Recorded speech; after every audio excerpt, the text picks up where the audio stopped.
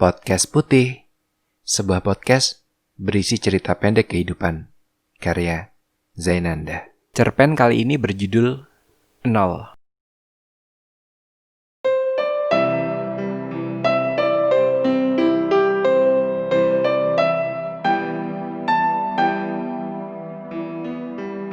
Johnny, yang sejak tadi asik minum jus mangga bersama Wulan, tiba-tiba tersedak begitu mendengar pacarnya itu bertanya, "Kamu kenapa sih mau nikah sama aku?" Johnny menyedot jus mangganya sekali lagi, agar tenggorokannya bisa dipakai bicara. Seakan belum cukup dengan pertanyaan tersebut, Wulan menambah jumlah penderitaan Johnny dengan pertanyaan susulan. "Aku kan gak sempurna, kenapa kamu pilih aku?" Sial sekali, baru saja tadi malam Johnny memikirkan biaya catering makanan dan sewa gedung yang harus dilunasi 1 minggu lagi. Sekarang, ia harus menambah jumlah kerja otaknya untuk memikirkan jawaban yang sama sekali belum ia persiapkan. Johnny bisa saja asal menjawab, tapi ia teringat, terakhir kali ia asal menjawab, itu adalah 2 bulan yang lalu, ketika di atas motor Honda Beat, sepulang menonton bioskop. Semula, semua berjalan normal. Cuaca tidak hujan, dan film yang mereka berdua tonton juga merupakan film yang bagus, yaitu film Avengers Endgame. Tiba-tiba, ketika berhenti di perempatan lampu merah, Wulan bertanya, "Sayang, kalau aku mati gimana?" "Hah?" Johnny menggeser arah spion untuk melihat wajah Wulan. "Kenapa tiba-tiba kamu mati?" Wulan meletakkan dagunya di bahu kiri Johnny. "Tony Stark aja bisa tiba-tiba mati." Johnny merapatkan dahinya. "Tony Stark? Iron Man." Wulan berusaha lebih menjelaskan. "Oh," Johnny mengutarakan pendapatnya. "Nggak tiba-tiba mati juga dong. Kan dia ngambil batu dari Thanos duluan. Terus dia juga mati karena berkorban demi melindungi dunia dan..." Wulan memotong ucapan Johnny. "Bukan itu pertanyaannya." "Apa tadi pertanyaannya?" Wulan menatap mata Johnny lewat kaca spion. "Kalau aku mati gimana?" Johnny menjawab dengan yakin. "Dikubur." "Iya kan? Bener kan? Masa iya kamu mati terus mayatnya dikasih ke kebun binatang buat makanan singa?" "Bener kan?" Dagu Wulan terangkat dari bahu Johnny. Wulan menggeser duduknya ke belakang. Seiring dengan menyala lampu hijau di perempatan itu, Wulan tidak mau bicara dengan Johnny selama kurang lebih 14 kali 24 jam. 2 minggu. Kini, Johnny memutuskan untuk diam. Menurutnya, tidak menjawab lebih baik ketimbang asal menjawab, "Aku nggak tahu." Wulan meraih jus mangga Johnny. "Aku berhak tahu alasan kamu milih aku." Wulan mengulangi pernyataannya. "Aku nggak sempurna." "Nggak sempurna ya?" Johnny tampak tersenyum kecil. Wulan terlihat bingung. "Kamu kenapa senyum? Kamu mau dengar jawaban aku?" Johnny mendekatkan wajahnya. "Tapi aku mau cerita dulu." Wulan mengangguk. "Cerita, Gih." "Udah lama kejadiannya." Johnny berusaha mengenang. "Tapi satu momen pun gak bisa aku lupain." "Udah lama?" Wulan penasaran. "Kapan tuh?" 11 tahun. Wulan semakin penasaran. 11 tahun? "Waktu itu aku masih anak SMP." Johnny menegaskan. "Aku masih anak kecil." Kemudian, mereka berdua larut dalam cerita Johnny. Yogyakarta, 18 Mei 2009. Johnny masih duduk di bangku kelas 2 SMP, sedang berada pada masa-masa santai karena baru saja melewatkan sebuah ujian semester, sehingga praktis ia bebas memilih antara berangkat sekolah dan tidak melakukan apa-apa atau tidak berangkat sekolah untuk melakukan kegiatan bermanfaat di rumah. Jelas, Johnny memilih berangkat sekolah. Johnny lebih suka menganggur di depan kelas, sembarangan menatap ke arah dedaunan yang baru saja jatuh menimpa gazebo dibandingkan membantu ibunya memasak dan mencuci. Pilihan yang sangat mudah. Hari itu, terhitung hanya Johnny dan 6 temannya yang datang ke sekolahan. Johnny memandang situasi kelasnya yang tenang. Muka-muka anak tertib semua. Situasinya begitu sepi, agak sedikit ramai, hanya jika salah satu siswa di kelas itu tidak sengaja bersin. Lalu, siswa lainnya akan menasihati sambil membenarkan posisi kacamata terlebih dahulu. "Susanto, kalau bersin, kamu harus tutup dengan telapak tangan." Melihat itu, Johnny merasa sangat kesal. apaan sih anak-anak tolol? Saking bosannya tidak melakukan apa-apa di sekolah, akhirnya Joni mengambil sepeda untuk pulang. Di tengah teriknya siang yang seakan bisa membakar tubuh, ia mengayuh sepeda sekencang-kencangnya. Joni ingin segera sampai di rumah. Baru saja ingin membuka pagar gerbang rumah yang tertutup rapat, tiba-tiba seseorang berteriak memanggil namanya. "Joni ganteng!" Joni bergumam lirih mengenal suara itu. Apes, pasti dia butuh bantuan. Joni menyeberang jalan, menyambangi orang itu. Sambil tetap memasang wajah polos, Joni menatap sosok tersebut. Dia adalah Mas Toto, seorang pria berumur 38 tahun. Namun, ada sebuah perbedaan besar jika dibandingkan dengan pria seumurannya, terutama secara fisik. Sosok yang ada tepat di hadapan Joni itu duduk pada sebuah kursi roda berwarna biru tua. Hal itu mulai terjadi semenjak peristiwa gempa bumi Jogja tahun 2006 silam. Kejadiannya begitu dramatis. Di sebuah pagi yang bersejarah itu, sebenarnya Mas Toto sudah keluar dari rumah untuk menyelamatkan diri. Namun, karena keponakannya masih terjebak di dalam rumah, Mas Toto tanpa pikir panjang kembali masuk ke dalam. Ia tidak menyadari bahwa bangunan rumah tuanya itu sudah tidak sanggup menahan goncangan. Akhirnya, setelah berhasil menemukan sang keponakan dan menggendongnya keluar, saat hampir melewati pintu rumah, tiba-tiba sebuah tembok jatuh menimpa dirinya dan sang keponakan. Beruntung, tembok tersebut tidak menimpa sekujur tubuh, hanya masing-masing kaki dari kedua orang tersebut. Bagi Diki sang keponakan, runtuhan tembok itu membuat darah mengucur di betis kakinya. Namun, ia masih bisa berjalan dengan baik. Sedangkan, naas bagi Mas Totok, karena runtuhan yang menimpa dirinya membuat sepasang kaki tersebut lumpuh, sehingga tidak bisa kembali berjalan. Joni kembali melihat sosok di hadapannya tersebut. Dia begitu kurus. Beberapa jenggotnya berwarna putih. Ukuran lengan tangannya jauh lebih besar bila dibandingkan kedua kakinya. Selama ini, kedua lengan tersebut terlatih untuk menggerakkan kursi roda. Meskipun tidak pernah bepergian lebih jauh dari 200 meter, namun rutinitasnya tidak dapat dipandang remeh. Mas Toto masih menatap dengan pandangan bodoh dan senyuman licik. Joni mengeluh, "Ngeliatinnya jangan gitu, Mas." Mas Toto semakin mengembangkan senyumannya. Akhirnya Joni menghela napas panjang, seraya berkata, "Cukup, oke, ada apa?" Akhirnya Mas Toto berhenti tersenyum. Dia mulai mengatakan maksud tujuannya. "Jadi gini, abis zuhur, tolong antar Mbak Siti ke jalan raya, cari angkot ya." Joni terlihat tidak mengerti arah pembicaraan Mas Toto. Tiba-tiba, sebuah kursi roda yang jauh lebih bagus dibandingkan milik Mas Toto terlihat menampakkan diri keluar dari pintu. Kursi roda berwarna merah muda itu dikendarai oleh seorang wanita parubaya. Tubuhnya cukup berisi, namun kakinya tampak kecil seperti Mas Toto. Saat ini, di hadapan Joni, sedang tampak dua orang di atas kursi rodanya masing-masing. Joni menggaruk-garuk kepala, terus berdiam diri, sampai pengendara kursi roda merah muda mengacaukan diamnya. "Tidak usah, Mas. Aku bisa pergi sendiri." Sesaat setelah paham bahwa wanita itu adalah Mbak Siti, Joni berujar santai. "Mantap, nggak usah nganterin nggak apa-apa kan?" "Asik." Joni bicara seenaknya sambil membalikan arah tubuh. Menyadari itu, Mas Toto lantas melempar batu seukuran kepalan tangan bayi, tepat mengenai punggung Joni. Wajah Mas Toto yang sejak awal sumringah itu berubah sedih. "Ya Allah, andai aku bisa berjalan seperti Joni." Joni membuang nafas panjang. Kenapa selalu ngomong gitu sih? Kalimat itu selalu bisa menaklukkan Joni.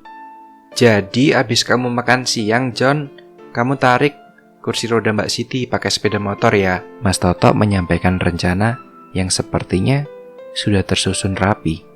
Joni berbisik pada Mas Toto, "Aku belum bilang mau ya, Mas." "Joni ini udah ganteng, baik juga ya, Mas," ujar Mbak Siti terhadap Mas Toto. Ya, bagaimanapun juga, mau tidak mau, Joni memang sudah terlibat. Joni baru saja menyelesaikan makan siang saat Mas Toto dan Mbak Siti sudah terlihat bercengkerama seenaknya di depan pagar rumah Joni. "John, bantuin Mama cuci piring ya," kata Ibu Joni dari dapur. "Maaf Ma, bukannya mau durhaka, tapi aku punya tugas penting," ujar Joni sambil meninggalkan piring sembarangan di meja. "Tidur siang?" tanya Ibu Joni. "Bukan." Joni menyalakan keran air untuk mencuci tangan. Ibu Joni yang berdiri tepat di sebelah kanan Joni kembali bertanya, "Guling-guling di lantai?" "Ma," Joni menatap mata sang ibu. "Aku akan membantu seorang wanita tua berkursi roda agar bisa kembali ke rumah untuk bertemu dengan keluarga tercintanya." Joni melanjutkan, "Bayangkan jika Mama menjadi wanita berkursi roda itu." Beberapa saat kemudian, wajah Joni sudah disiram air sisa cuci piring. "Pergi sana, anak durhaka." Joni melihat ibunya dengan kebencian. Sambil mengangkat kaki, Joni mematikan keran yang sedang digunakan sang ibu. Kemudian, ia berlari meninggalkan tempat itu secepat mungkin untuk segera menghidupkan sepeda motor. Ibu Joni berteriak mengancam, "Mama nggak akan masak seumur hidup." Joni yang sudah terbiasa mendapatkan ancaman semacam itu, segera menarik gas motor untuk bersua Mas Toto dan Mbak Siti. Melihat Joni sudah berada di dekatnya, Mbak Siti menatap Mas Toto dengan pandangan yang romantis. Seakan tidak ingin berpisah dengan lelaki yang baru saja menemani harinya tersebut. Kemudian, ia mencium tangan Mas Toto dengan santun. "Hati-hati di jalan ya, Dek." Mas Toto membelai kepala Mbak Siti.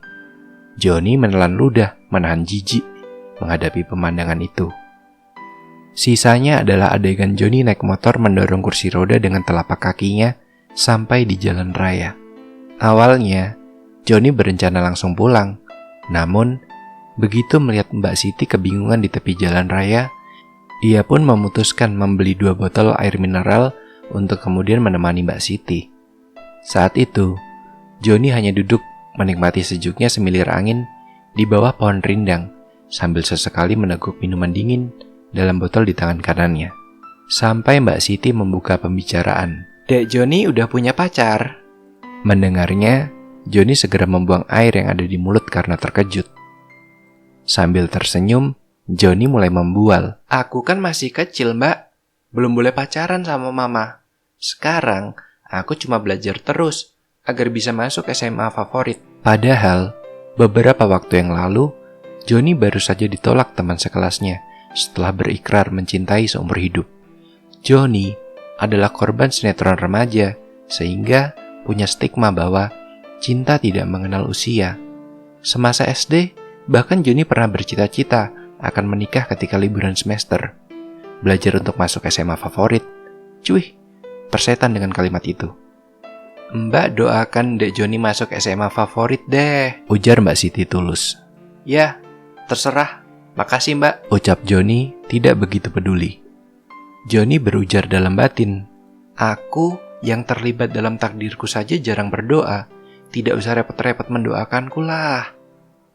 Beberapa menit berlalu, mereka berdua masih saling terdiam. Joni melihat roda yang sudah tipis dari kursi roda Mbak Siti. Sebenarnya, ia ingin membuka basa-basi dengan menanyakan kenapa ia sampai tidak bisa berjalan. Tetapi, karena merasa tidak enak hati, Joni justru bertanya, "Mbak, kok Mbak mau sama Mas Toto sih?" Mbak Siti menoleh sambil berujar pelan, "Mau."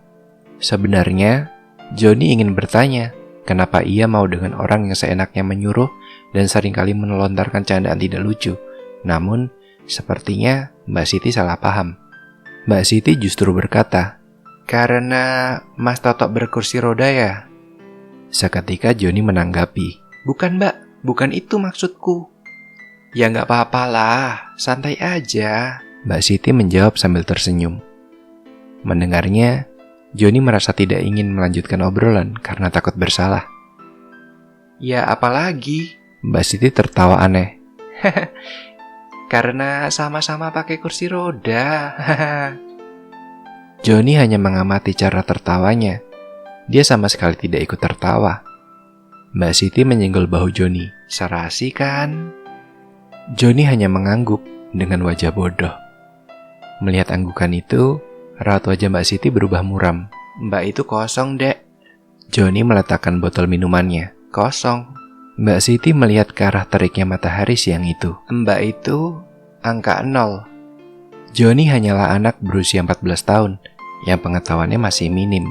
Maksimal, otaknya dipakai untuk menghafal nama-nama karakter di serial Dragon Ball. Jadi, ia hanya bisa mengangguk, pura-pura mengerti agar tidak dianggap bodoh. Mbak itu sebelumnya pernah punya pacar juga. Mbak Siti menjelaskan, pacar-pacar Mbak itu bisa jalan semua. Bisa jalan semua, Mbak. Joni mengulang kalimat terakhir. Menurutnya, itu cara terbaik berdiskusi. Iya. Mbak Siti tersenyum. Tapi Mbak nggak bahagia. Mbak merasa nggak pantas untuk mereka. Karena kekurangan Mbak ini. Kayak yang Mbak bilang, Mbak ini angka 0. Jadi, ketemu pasangan yang nggak ada nilainya. Joni kini benar-benar penasaran. Maksud Mbak? Mbak Siti menjelaskan dengan hangat. Ketemu angka 1 jadi 01. Ketemu angka 9 pun jadi 09. Yang artinya, apabila mereka nggak sama Mbak pun, mereka akan tetap sama. Joni justru bingung. Terus apa bedanya dengan Mas Toto? Mas Toto ya? Mbak Siti mengelap dahinya yang sedikit berkeringat. Mas Toto yang udah nggak bisa jalan duluan itu ya? Mbak ngejek Mas Toto ya? Joni mengancam. Nanti kuaduin loh. Jangan dong. Mbak Siti memegang bahu Joni sambil tersenyum. Mas Toto itu mengajarkan Mbak untuk menerima apa yang ada. Berdamai dengan kekurangan kita sendiri. Tapi yang paling penting bukan itu. Mbak Siti menepuk-nepuk pundak Joni. Mas Toto pernah bilang gini. Terus bermimpilah untuk menemukan pasangan yang sempurna. Ketika kamu gagal, mulailah saja menerima kekurangan demi kekurangan yang ada. Jika akarnya adalah keikhlasan, kelak yang akan tumbuh adalah pohon yang berkualitas.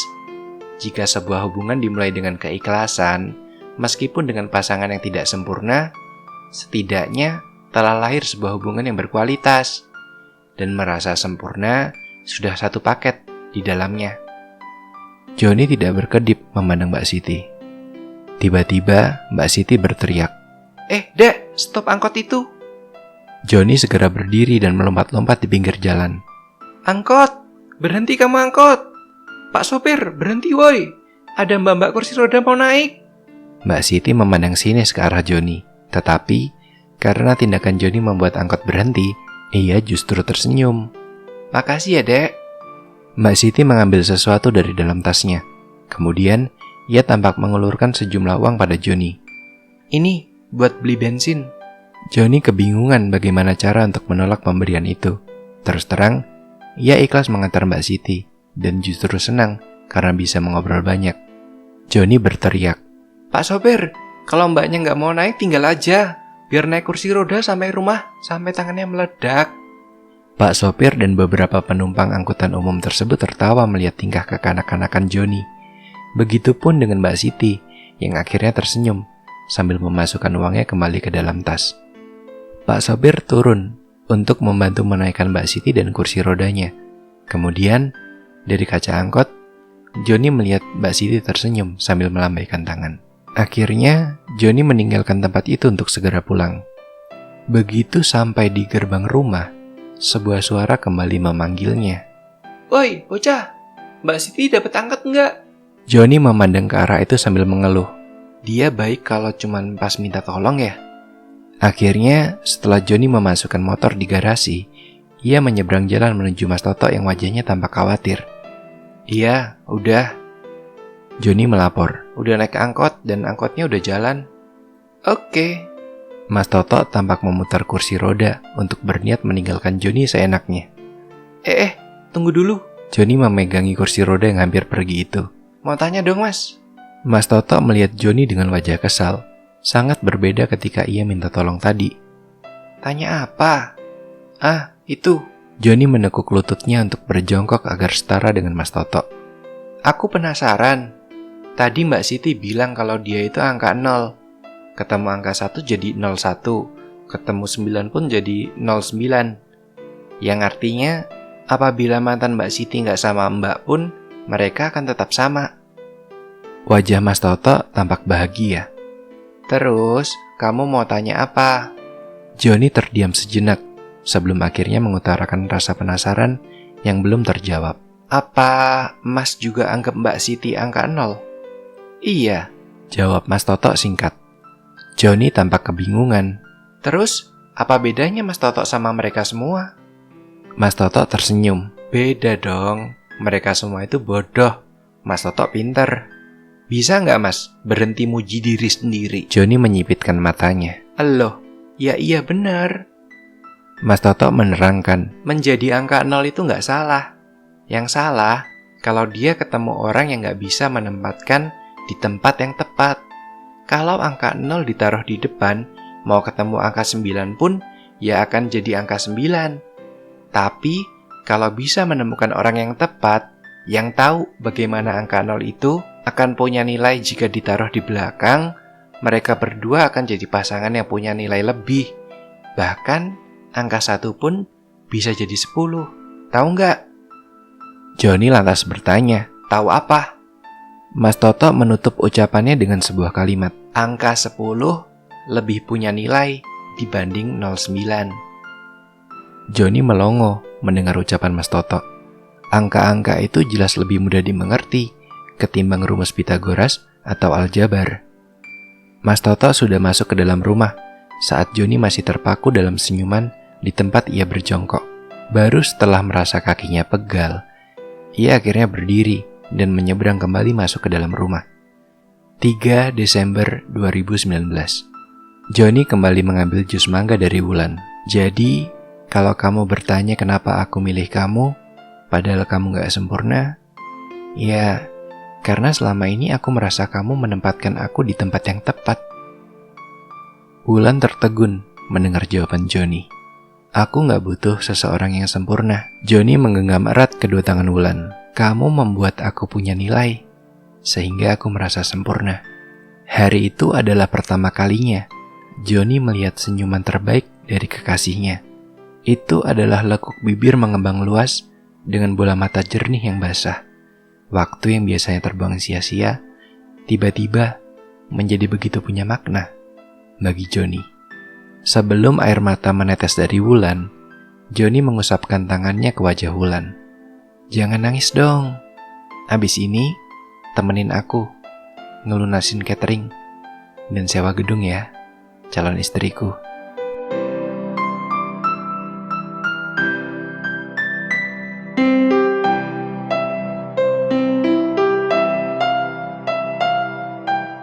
Terus bermimpilah untuk menemukan pasangan yang sempurna.